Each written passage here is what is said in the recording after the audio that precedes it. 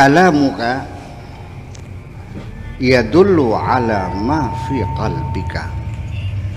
Ucapan-ucapanmu itu adalah merupakan indikator-indikator tentang apa yang ada di dalam hatimu.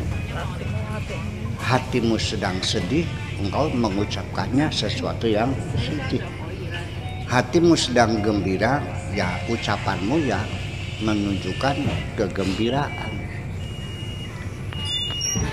Hatimu sedang cemas, ya kalimat yang keluarnya juga menunjukkan kecemasan. Jadi artinya bahwa omongan kita ini adalah sebagai petunjuk terhadap apa yang ada di dalam hati kita. Mulut kita ini seperti speaker, ya. Jadi sebagai penyambung, ya. Yang berkata adalah hati, yang mengucapkan adalah mulut. Ada persesuaian. Ya. Al-lisanu turjumanul qalbi. Lisan itu, mulut itu adalah menterjemahkan hati.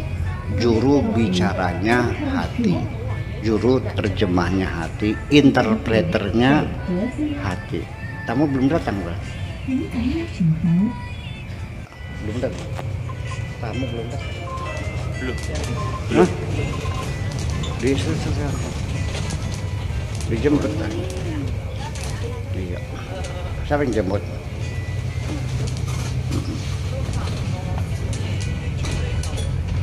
Turjumanul qalbi. Turjuman, ya. Ya. Kalau kita biasanya tarjamatun, turjuman sama aja.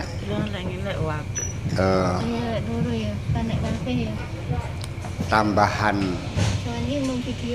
alif dan nun, ghadban, ghadibun marah. Kalau ghadban sangat marah sekali, namanya lil mubalaghah. Za'ilun marah, kalau za'lanun sangat marah sekali. Jadi turjuman itu artinya betul-betul lidah kita ini menjadi juru terjemah, juru bicara atau interpreternya hati kita ini. Faidakan al-qalbu mukhtalatun, apabila hatinya itu campur aduk, campur aduk, adun-adunnya banyak adukannya. Fataratan yasihul kalam wa taratan yabdulu. Sekali-kali ngomongnya benar, sekali-kali enggak benar. Kalau hati kita masih bercampur, belum murni, belum suci, belum bersih, maka ya omongan kita kadang-kadang benar, kadang-kadang enggak benar. Kadang-kadang jujur, kadang-kadang bohong. Bahkan kadang-kadang ya banyak bohongnya. Atau tidak ada benernya sama sekali, ngomongnya bohong semua.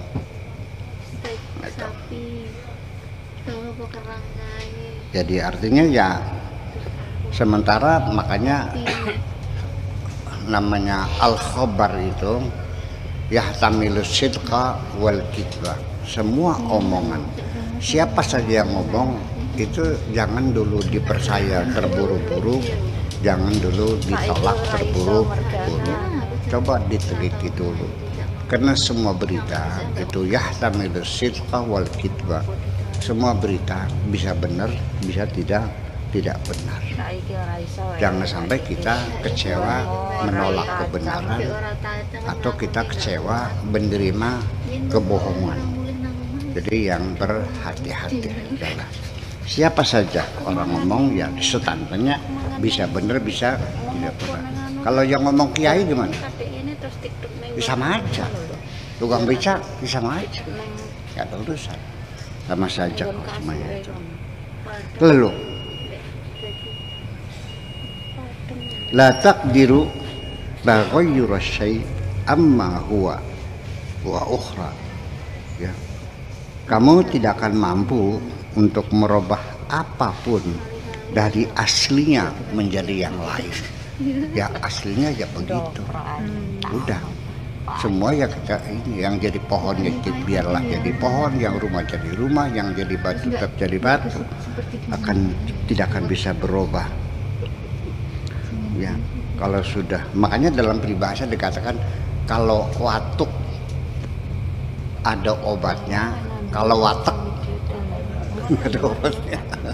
Dasar watek seperti itu. Jadi memang susah kalau memang udah wataknya orang itu ngomongnya bohong ya bohong terus. Itu kembali kepada perwatakan masing-masing. Ya. Wa idza zala takhlituhu sahhal lisan. Apabila adonan campurannya itu sudah hilang, hati sudah kembali pada kesuciannya, pada kemurniannya. Ya. Idza zala takhlituhu sahhal lisan, baru omongannya benar. Orang itu kalau hatinya benar ngomongnya benar. Kalau hatinya nggak benar ya ngomongnya nggak benar. Ya, mulut kan corong kan membran speaker. Ya tergantung yang ngomong hati kan gitu. Yang menyampaikan adalah lisan kita ini. Idza zala asyirku minhu, kalau kemusyrikan sudah bersih, sudah hilang dari hati kita, sahhal lisanu, maka ucapannya juga akan menjadi benar. Orang yang hatinya masih menyimpan kemusyrikan, ya omongannya omongan musyrik. Sekalipun dia tidak menyembah berhala, tidak menyembah bintang dan bulan, tapi dia ngomongnya kemusyrikan. Kalau tidak saya bantu, nggak bakal jadi pondoknya. Kalau dulu kamu tidak aku tolong, udah mampus dari dulu. Kamu bisa benda segitu kan karena aku yang ngajarin kamu kan, koplok. Itu semua omongan-omongan kemusyrikan. Itu ngomongnya seorang Tuhan yang begitu. Sekalipun dia mengatakan sepertinya hebat, kalau tidak aku yang membela agama Islam di negeri ini, dari dulu Islam sudah hilang dari negeri ini. Waduh, sepertinya dia yang paling pahlawan membela agama itu. Memangnya Tuhan tidak membela? Perlu pembelaan kamu. Jadi engkau mengklaim aku yang menentukan di sini. Iya. Kalau bukan kita yang membela Islam di negeri ini, hancur dari dulu Islam. Dia mengklaim dirinya sebagai Tuhan yang membela agama ini. Betul nggak? Bicara agama. Tapi dia sendiri sudah menjadi Tuhan. Seolah-olah sangat tergantung kepada kamu. Kalau kamunya berjuang, Islam akan abadi di sini. Kalau kamunya kendor, bisa bubar agama ini. Waduh, siapa dia? Tuhan kan? Ya, orang yang hatinya masih musyrik, ucapannya terungkap semuanya kok. Ya, lupa dirinya siapa. Dia bukan lagi sebagai hamba, tapi sebagai Tuhan. Makanya ya itu, tapi orang kan kebanyakan tidak sadar bahwa bukan ucapannya yang musyrik, di dalam hatinya ada maka yang keluar adalah mulut yang selalu mengeluarkan berbagai binatang, kunyuk, babi, segala macam, ketek. Itu artinya di hatinya ada kebun. Betul nggak? Ya iya. Ada kebun binatangnya. Nyonggal dina peteng seruntul kiri ke. Maka kebun kayak kunyuk, cemerak, ketek, segala macam. Berarti kan kebun binatang semua situnya. Itu sehari-hari kita seperti itu. Makanya perlu sekali-kali atau sering-sering engkau mendengarkan sendiri ucapan-ucapanmu itu. Ranggupannya panas ya? Coba dievaluasi, didengarkan sendiri. Kalau perlu direkam, terus kamu setel, kamu dengerin. Omongan siapa tuh? Omongan Tuhan. Bukan omongan manusia, omongan Tuhan. Ya, engkau sudah memposisikan dirimu sebagai Tuhan. Itu kira-kira. Wa idza asyraka, kalau di hatinya ada kemusyrikan, menjadi musyrik, yaqtadi bil khalqi, dia akan lebih menurut kepada makhluk daripada kepada Allah. Iya, takut kepada sesama, kepada atasannya daripada takut kepada Tuhannya. Takut kepada istrinya lebih dari takut kepada Tuhannya.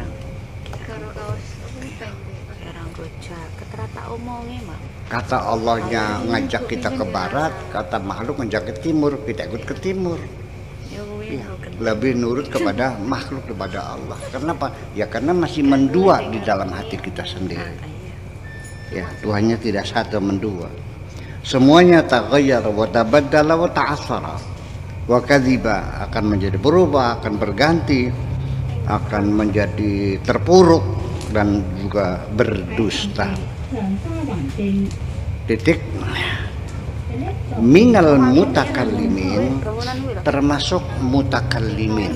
Mutakallimin itu orang-orang ahli di dalam ilmu kalam, ilmu tauhid, teologi, ya, ilmu-ilmu keislaman, ya, sebutnya ilmu kalam atau ilmu tauhid atau ilmu akidah, yang jagoan-jagoan para filosof teologis, ya, itu. Man yatakallamu an qalbihi, ada yang benar ngomongnya benar-benar keluar dari hatinya, ada. Wa minhum man yatakallamu an sirrihi, ada juga para ahli ilmu tauhid ketika berbicara betul-betul keluar dari sirnya, dari palung hatinya, ada. Wa minhum man yatakallamu an nafsihi, juga ada ahli teologi, ahli ilmu kalam, ahli tauhid kalau ngomong keluar dari nafsunya.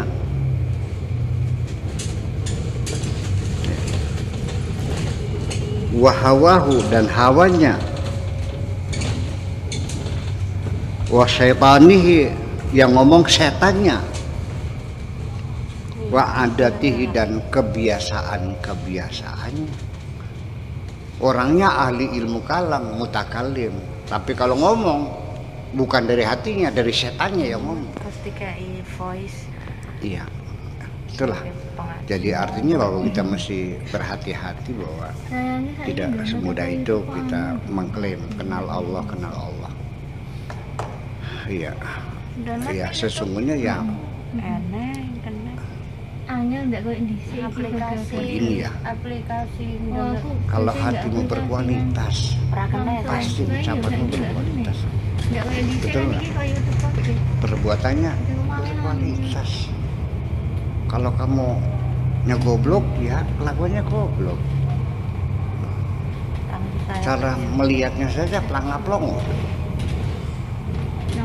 Itu dari language body atau gestur tubuh itu juga sudah menunjukkan orang bodoh sama orang pintar. Cara berjalannya saja ketangguhan kok. Engkege kasaja. Katakanlah orang tukang macul, tukang beca, buta huruf, kasih pakai jas, pakai rompi, pakai dasi, ya kan? Turun naik mobil baby band. Begitu turun, begitu dia berjalan, engkege saja, ketangguhan. Belum lagi ngomong, ya kan? Ya semacam itu. Tetapi sebaliknya, kalau orang bodoh mah nggak bisa pura-pura pintar. Tapi kalau orang pintar bisa pura-pura. Orang nggak bener nggak bisa pura-pura benar. Tapi orang benar bisa pura-pura nggak benar. Makanya seringkali Anda keliru menilai waliullah ketika dia menyembunyikan identitas dirinya, kamunya percaya dia wali dalban, padahal mah asli. Iya. Tapi seringkali wali dalban ngaku wali, kamunya percaya karena kamunya kurang teliti. Iya. Ketika engkau memperhatikan ini kayak waliullah, terus kamu memperhatikan biasanya kalau waliullah kalau meludah itu nggak pernah ke kanan, lalu ke kiri. Dia akan meludah di depanmu ke kanan biar kamu tidak lagi menduga dia seorang. Nah ini kaidah pertama dalam kitab Al-Hikam, idfin nafsaka fi ardil khumur, sembunyikan dirimu di hutan belantara yang tidak diketahui orang. Makasih. Assalamualaikum warahmatullahi wabarakatuh. Waalaikumsalam warahmatullahi wabarakatuh.